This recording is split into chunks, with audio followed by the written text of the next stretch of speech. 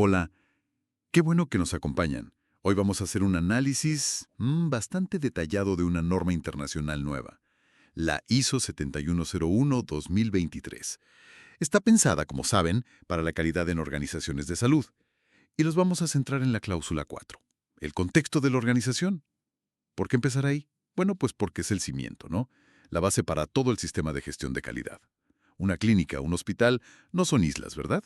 Totalmente. No operan en el vacío. Y justo la cláusula 4 pide eso, ¿eh? Que la organización entienda bien su entorno, lo de afuera, lo de adentro, y cómo todo eso le pega. Es el punto de partida, digamos, para saber cómo vas a gestionar tu calidad. Ok. A ver, vamos a desglosarlo. Punto 4.1. Comprender la organización y su contexto. ¿Qué significa eso? Pues, en el día a día, Mira, significa hacer un análisis 360 grados, sistemático, hacia afuera, pues tienes que identificar factores, legales, políticos, tecnológicos que te apliquen. También los clínicos, los éticos, la cultura de la zona, la situación socioeconómica, incluso los determinantes sociales de la salud, o sea, cómo vive la gente a la que atiendes, claro. y hacia adentro, ¿eh? También hay que ver la visión, los valores, las metas que tiene la organización, su cultura interna, cómo se toman decisiones, qué sabe la gente, los recursos. Y fíjate, algo nuevo, la norma pide explícitamente checar si el cambio climático es relevante para ellos. Qué interesante eso último. Sí, y el propósito de todo esto es entender cómo esos factores externos e internos afectan tu capacidad, bueno, la capacidad de la organización para lograr los resultados de calidad que busca. Entendido. No es solo mirarse el ombligo, entonces.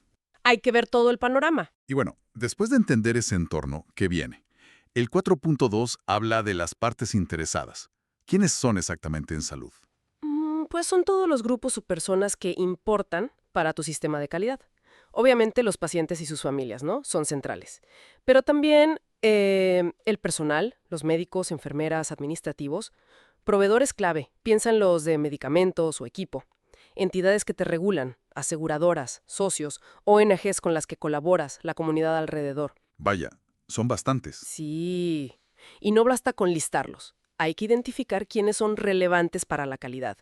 Luego, entender sus necesidades y expectativas que se importan, incluso si tienen que ver con cambio climático, si aplica.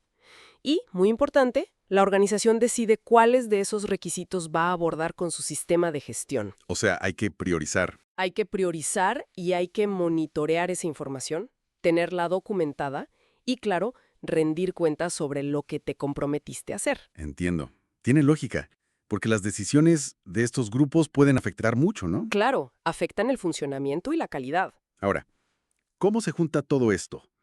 La info del contexto del 4.1 y las partes interesadas del 4.2, para llegar al 4.3. Determinar el alcance del sistema. Correcto.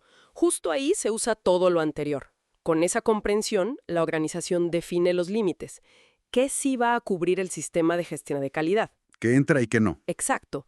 Debe considerar esas cuestiones externas e internas que ya vio, los requisitos de las partes interesadas que decidió atender, su propia estructura, si es hospital, clínica, etcétera, y qué servicios específicos, clínicos y no clínicos, va a incluir. ¿Y si algo se queda fuera? Ajá, pues si algo relevante se excluye, tiene que haber una justificación.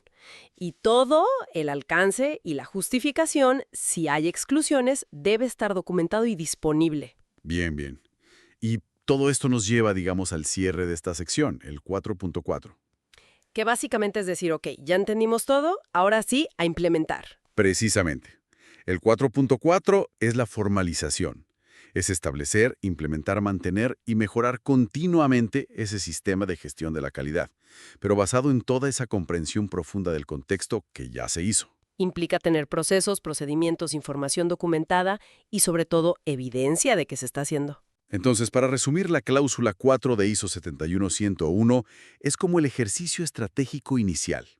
Obliga a las organizaciones de salud a detenerse un momento, ¿no? Mirar bien alrededor, mirar hacia adentro, entender para quién trabajan y quién les afecta antes de definir el cómo de la calidad. Es un paso fundamental, sí.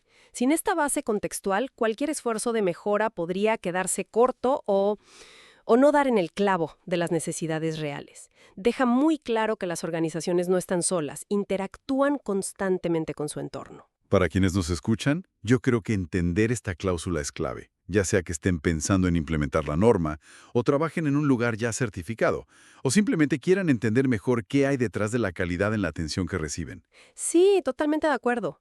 Y quizá dejar una reflexión final. Si una clínica o un hospital de verdad se metiera a fondo a entender su contexto específico, o sea, sus retos locales, las expectativas particulares de su gente, sus propias fortalezas y debilidades que a lo mejor ni ven, ¿cómo podría eso cambiar su día a día? Su enfoque real hacia la calidad, más allá de solo cumplir un papel. Buena pregunta. ¿Qué surgiría de esa comprensión profunda y local? Exacto. ¿Qué innovaciones podrían salir de ahí?